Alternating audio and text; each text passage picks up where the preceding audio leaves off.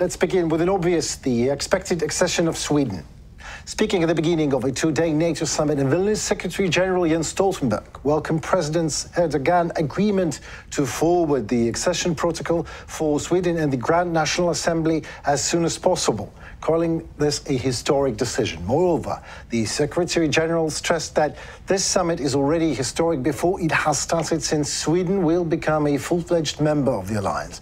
He said, I quote, "It is good for Sweden, good for Turkey, and good for the whole alliance and the Baltic region." I have two questions, actually. First, was there any possibility for Sweden to get access into the alliance already during the Vilnius summit? Well, basically, I think this was a given, and you could see the reactions of President Biden and Secretary of State Blinken. They knew this would come, and I think that this was very much connected with President Erdogan playing this as hard as possible, partly in order to push Sweden to tighten legislation on Kurds and terrorists in Sweden. Some of it was definitely needed, and partly to make sure that Turkey got F-16 for $20 billion from the US. And the second deal was clearly in the cards already. That's what made the Biden top administration so calm.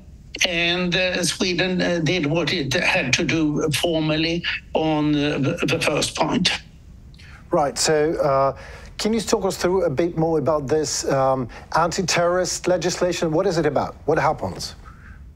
Well, Sweden had very poor legislation in several regards on terrorism, and now it has been tightened up. One was financing of terrorist organizations. The PKK is considered by the European Union a terrorist organization, and Sweden did not have a proper legislation on it. And one person who dealt with PKK financing was extradited to Turkey for that reason. And Sweden has had very lax legislation on terrorists also. You have to make a distinction who is a terrorist and who is a political refugee. But most of the people that Erdogan considered terrorists, the overwhelming majority, were political activists, people like journalists, and none of those people is being extradited to Turkey.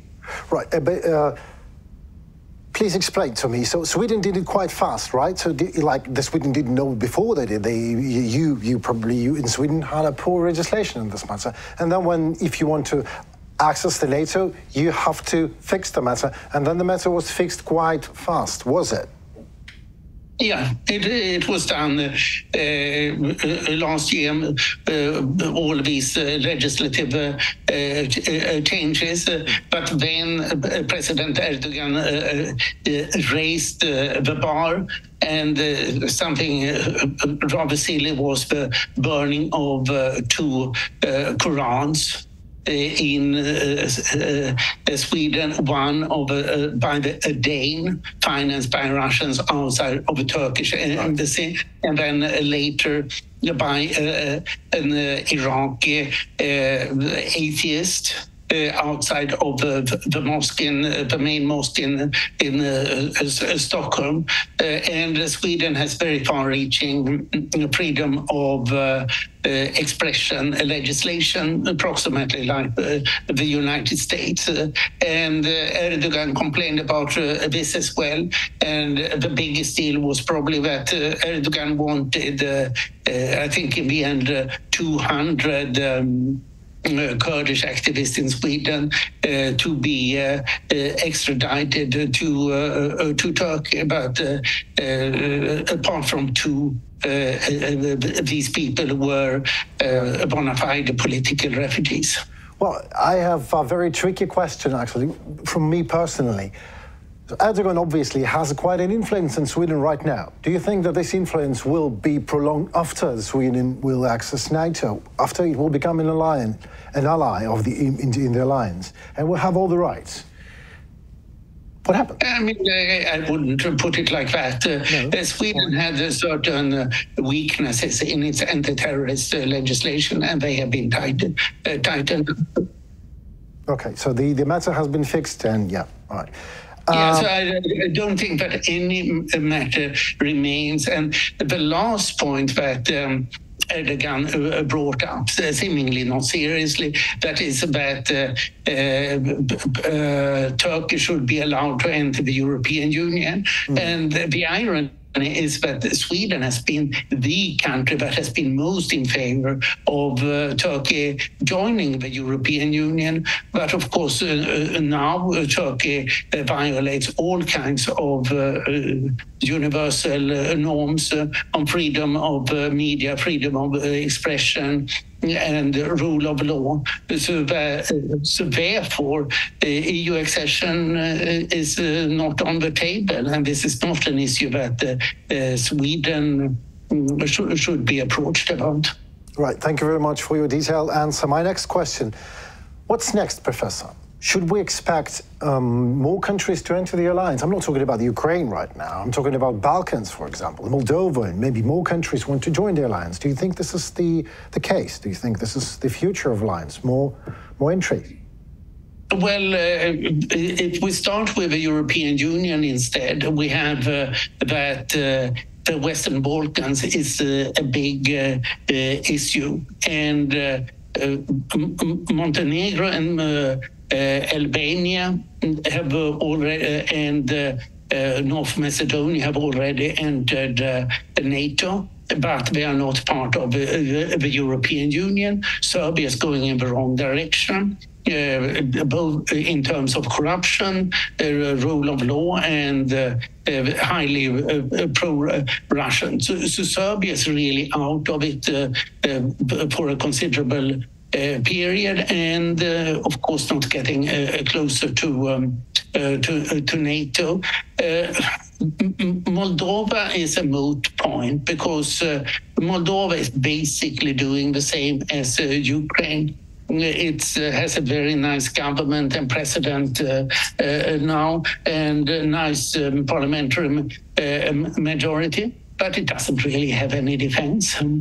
And it has the problem with Transnistria, which is in effect occupied by Russia. So it's very difficult to touch Moldova, and Moldova is not pushing for it.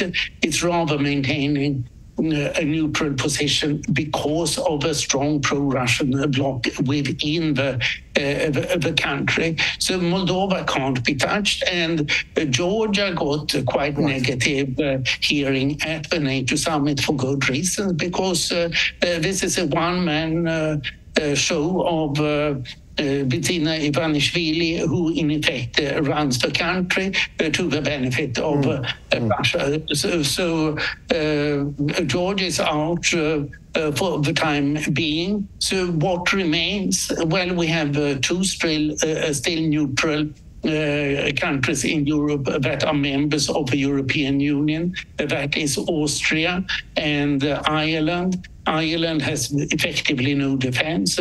Austria has intelligence service that is completely penetrated by Russia, and is therefore not considered serious in intelligence terms. And it also has an economy that is highly penetrated by Russia. So I think that it was actually quite good for NATO now that Austria was not a member, but Austria will come up later on because some people in Austria think this is not good. All right, let's leave Austria aside. What about Moldova and Transnistria? Do you think that Transnistria problem, the whole problem of it, is artificially created in Russia? Do you think this is the case? Of course. Right. But I think that if Ukraine wins, defeats Russia, which is what I hope and believe, then I think that Transnistria will be untenable for Russia.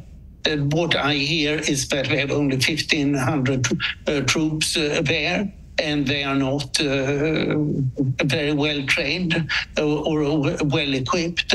So Transnistria cannot persist, I suspect, when Ukraine has won. Right, thank you very much for your detailed answer, sir.